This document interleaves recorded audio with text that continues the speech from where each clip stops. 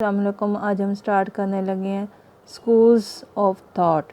اب ہم سب سے پہلے سٹارٹ کریں گے بیہیویئرزم کہ بیہیویئرزم جو ہے وہ کس نے سٹارٹ کیا. تو سب سے پہلے جو ہے اس کو جے بی ورٹسن نے جو ہے اس کی بنیاد رکھی اور اس کو father of behaviourism school of thought بھی کہا جاتا ہے. جے بی ورٹسن جو تھا اس نے ایک آرٹیکل پبلش کیا تھا 1930 میں.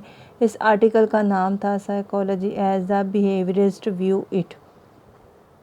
اس آرٹیکل کے اندر اس نے بہت سارے جو ہے بیہیویئرزم کے اوپر بات کی تھی. اس نے بہت ساری چیزوں کو ریجیکٹ کر دیا تھا.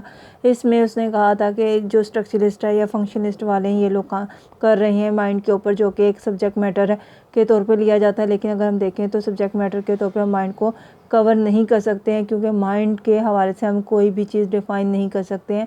یہ لوگ کام کرتے ہیں components of mind per. Components of mind کے علاوہ فنکشن آف مائنڈس پر کام کر رہے تھے.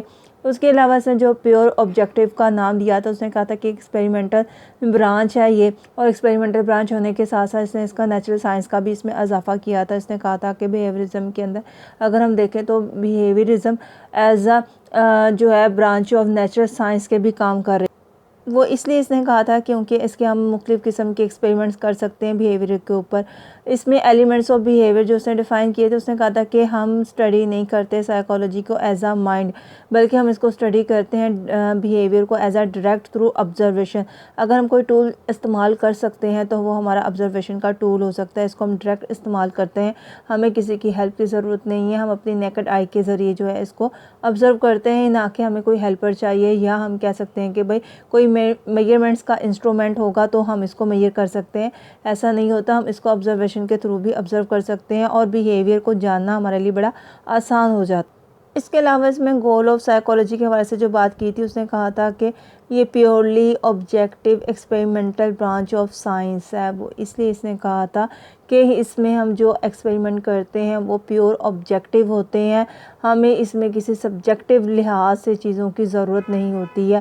اس کے علاوہ جو اس نے سبجیکٹیو میٹر کہا تھا سائیکالوجی کو, وہ یہ کہا تھا کہ یہ سائیکالوجیکل ریسرچ ہے جس میں ہم آبزرویبل بیہیویئر کو ہم ریسرچ میں یوٹیلائز کر سکتے ہیں, ہم ان کے اوپر ریسرچ کر سکتے ہیں. اور اسی کی بیس پہ اس نے کہا تھا کہ یہ پیورلی آبجیکٹیو ہے, ہم اس میں کسی چیز کو ایڈ نہیں کرتے ہیں جس کی وجہ سے ہم کہہ سکیں گے یہ کلیئر نہیں ہے یا فیک ہے یا کسی قسم کا اس میں جو ہے ایمبیگوٹی آ سکتی ہے. وہ کہتے ہیں ایسا کچھ نہیں ہوتا بلکہ یہ ہم کلیئر کٹ ڈیفائن کر سکتے ہیں اس میں. اس کے علاوہ اس میں جو ہے بیہیویئرزم کو as a new school of thought کے طور پر جب انٹروڈیوس کروایا تھا تو اس دوران 1920 سے لے کر 1950 تک وہ ٹائم پیریڈ تھا جس میں اس کے اوپر کام ہونا شروع ہوا. موسٹلی امریکن سائیکالوجسٹ جو تھے اس بات پہ ایگری تھے ورٹسن سے کہ وہ سائیکالوجی کا as a science of behaviour جو ہے لے کر چلیں گے. اس کے اوپر اس دوران بہت زیادہ کام ہوتا رہا.